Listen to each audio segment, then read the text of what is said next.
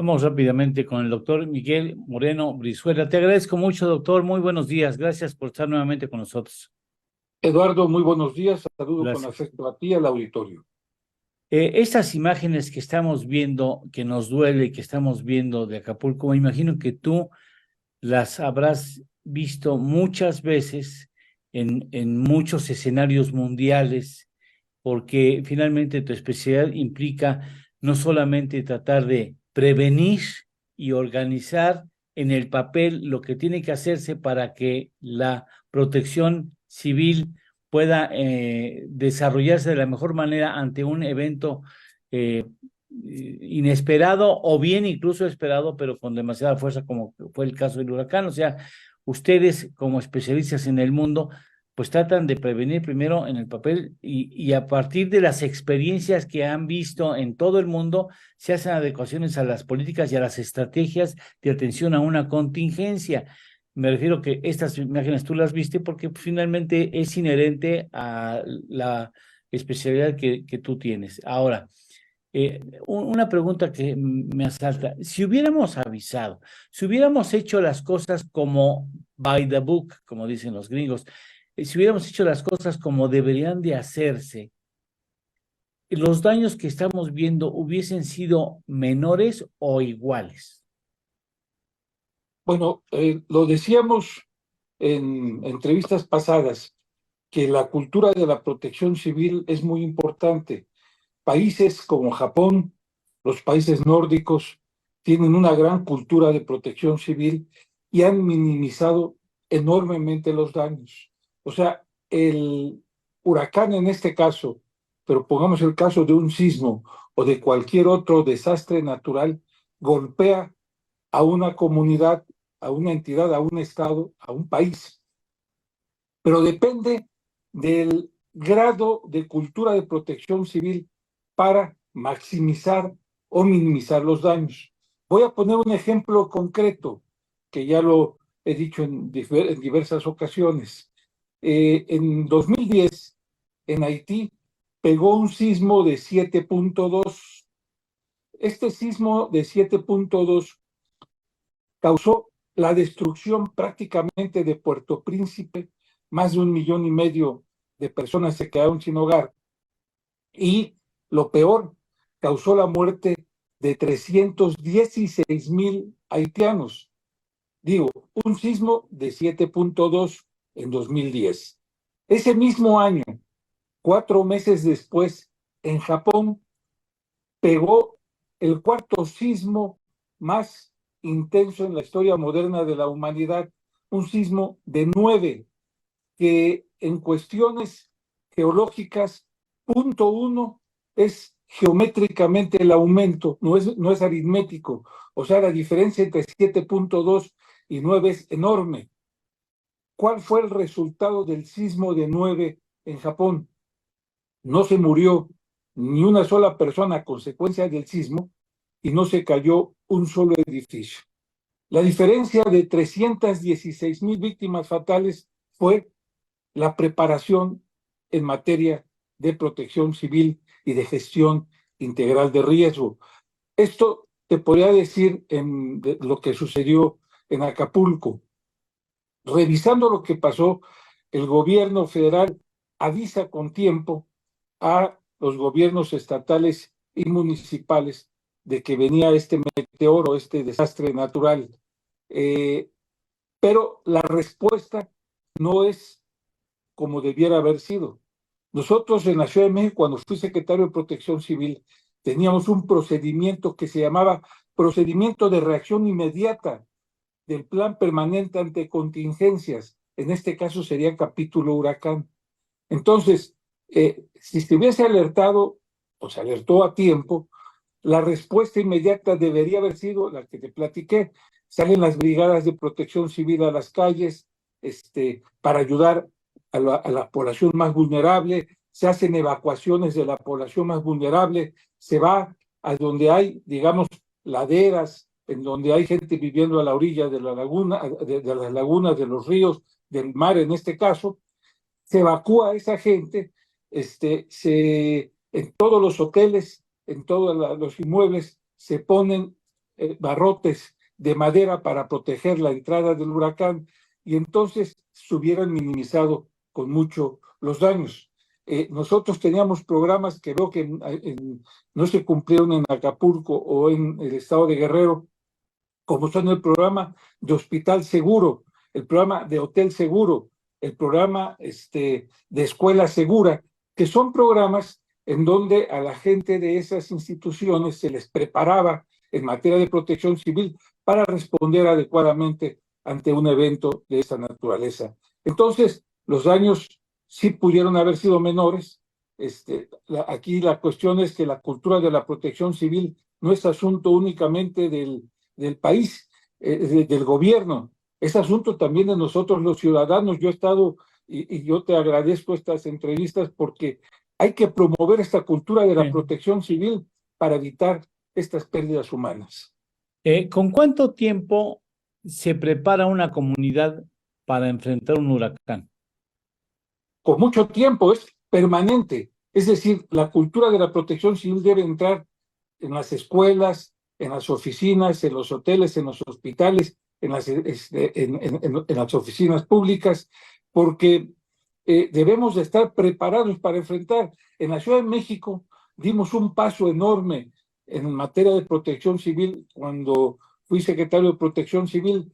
Marcelo Ebrard, presidente jefe de gobierno, él elevó a rango de Secretaría de la Protección Civil, y entonces nos dedicamos a hacer simulacros, a preparar a la ciudadanía. Fue permanente esta preparación, de tal manera que la gente sabía qué hacer ante el caso de un evento de esta naturaleza, sabía cómo moverse, sabía a dónde acudir,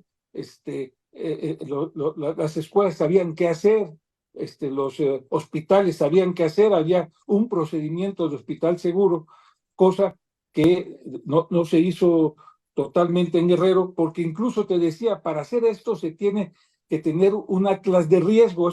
Ese documento es en donde se ve todo este procedimiento, y Guerrero, aunque tiene el atlas de riesgo, no lo tiene actualizado. Se tiene que actualizar cada 3 años y Guerrero tiene más de 10 años de no actualizarlo. No, minimizamos este asunto durísimo. O sea, esta cultura implica, pensando como ciudadano, que si ya llegó el huracán, ya nos hizo de que tenga ahí una desgracia, destruyó lo que se le enfrentó en el camino. Ese plan tiene también, a ver, en esos casos, ¿cuántos comedores? ¿En dónde se van a establecer? ¿Qué va a pasar con las escuelas? O sea, ¿quién dirige? ¿Quién toma decisiones? ¿Toda esa parte en el plan de contingencia se contempla? Así es, se contempla todo, desde la reacción inmediata. Mira, te voy a poner el ejemplo de lo que hacíamos y que preparamos a la ciudadanía en la Ciudad de México. Cuando sonaba la alerta sísmica, solamente teníamos 1 minuto, o sea, para reaccionar, porque la alerta sísmica te la da con 1 minuto. En ese momento salían 6 helicópteros a sobrevolar la ciudad. Salía un helicóptero más por el jefe de gobierno y un helicóptero más, en este caso por el secretario de Protección Civil. Nos llevaban al C5, que en ese entonces era el C4, desde donde atendías toda la emergencia. Los otros helicópteros sobrevolaban la ciudad. En ese momento salían 3,000 brigadistas funcionarios de la Ciudad de México, en ese entonces Distrito Federal, a los puntos que ya en el atlas de riesgo estaban diagnosticados como puntos de alto riesgo, que eran donde más golpeaba el sismo, digamos, la colonia Roma, digamos, Iztapalapa, zonas de la ciudad. Sí. ¿Para qué?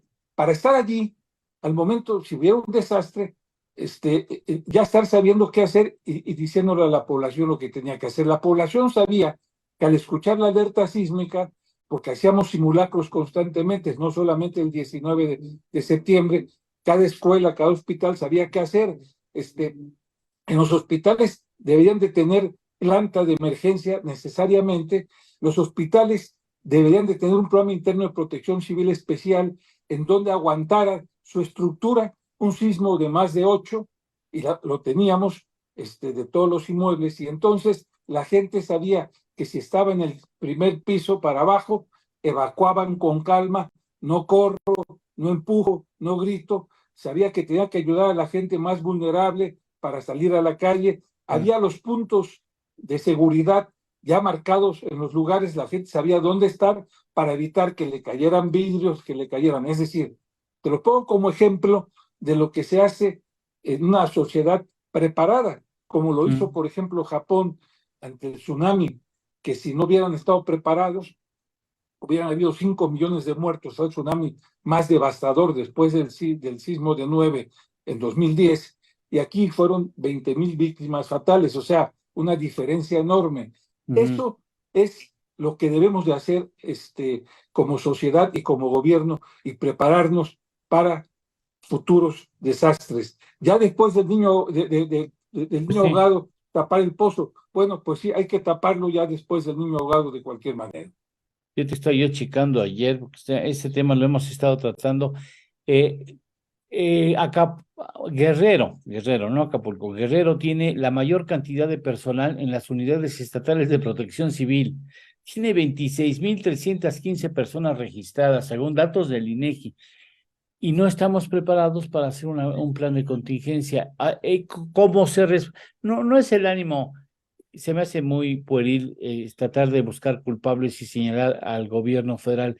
Específicamente la pregunta, digo, es la manera en que se reaccionó no hace evidente la existencia de ningún plan de protección ni ningún plan de contingencia. Digo, vamos a aprender de esta experiencia tan dolorosa para revertir lo que provocó tanta confusión e incluso el propio saqueo, ¿no? El que no tengas autoridad a la vista. O ahorita, hijo, vente, vamos por una moto, vente, vamos por... Yo vi un tipo sacando 4 pantallas. No, o sea, eso denota un vacío de poder, Así vacío es. de dirección. A ver, Eduardo, es correcto lo que dices, pero en primer lugar hay que ser justos en la revisión, porque sí hay que ser justos, pero también hay que decir qué fue lo que falló. Claro, por supuesto. Hay responsabilidad necesariamente. El estado de Guerrero no cumplía con el Atlas de riesgo, pero Acapulco ciudad, sí es el municipio, tenía actualizado su Atlas de riesgo, tenía detectado los sitios de alto riesgo, tenía todo esto bien establecido. ¿Qué fue lo que pasó? Cuando viene el huracán, cuando golpea con tanta fuerza, debería haber, como te decía, ya en las calles, policías, bomberos, enfrentando el meteoro. Desde antes, te lo había dicho, tenían que haber quitado anuncios espectaculares, antenas parabólicas, todo esto, que es lo que se hace para enfrentar un meteoro de esta naturaleza. Y en ese momento deberían de haber salido el ejército, la Guardia Nacional. ¿Por qué?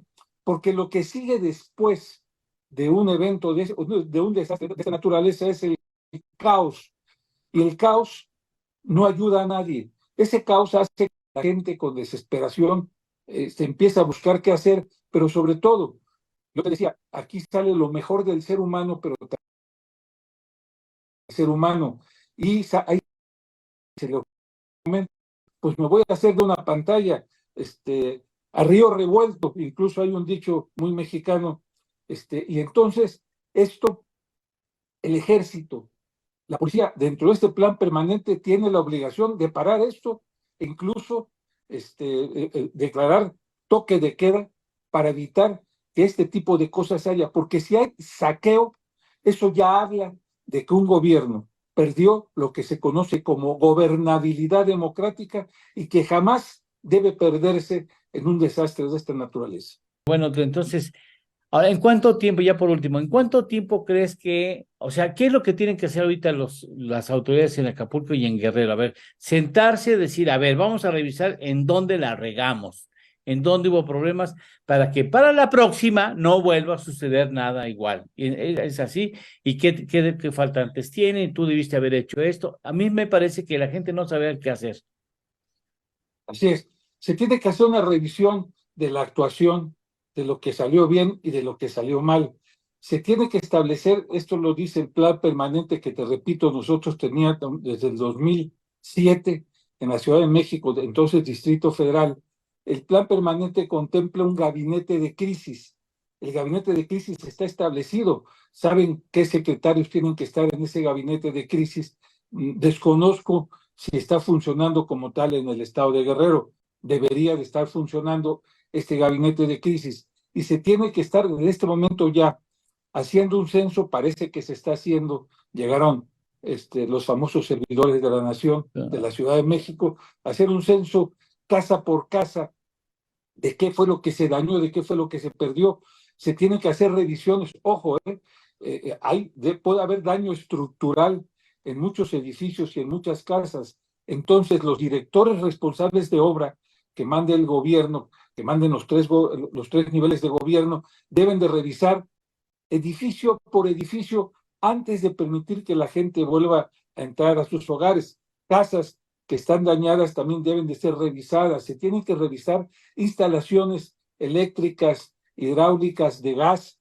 Es toda una suerte de situaciones, pero lo más importante, antes de todo eso, se tiene que facilitar la atención expedita a la gente que está lesionada, a la gente que se enferma. Se debe de sanitizar todo el ambiente y limpiar rápidamente todo el ambiente, sanitizar, no permitir que se tome agua contaminada. Se debe de tener agua potable suficiente, alimentación suficiente, quitar el agua negada, porque eso genera mosquitos y los mosquitos te van a provocar epidemias. Es decir, viene toda una suerte se llama actividades de resistencia, de resiliencia, de reconstrucción para poner de nuevo en pie Acapulco.